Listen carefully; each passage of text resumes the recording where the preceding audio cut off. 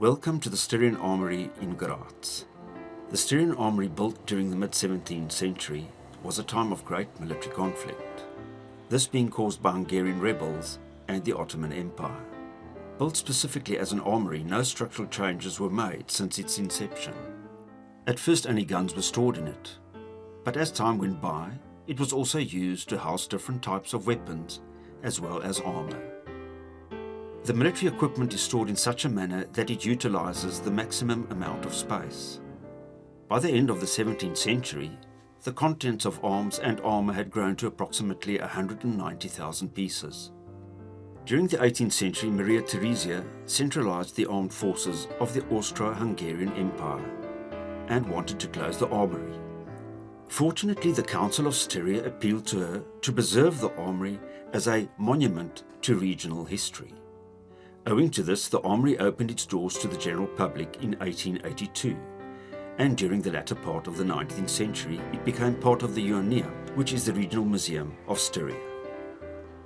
Currently the armoury is the largest preserved building of its type of the 17th century in the world, containing 32,000 objects from the 15th through to the 18th centuries.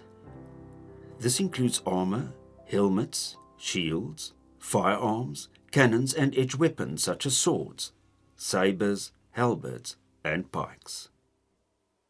These are stored on the 4 floors of the armoury, consisting of 2,000 square metres of space. Owing to the fact that the armoury is one of the most visited sites in Graz, with 50,000 visitors per year, makes it a challenge to preserve the building.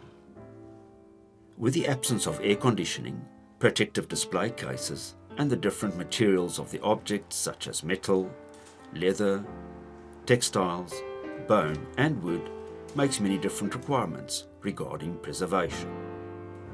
Our main task is to preserve the building and its collection for future generations, not only for Austria, but also for visitors and academics.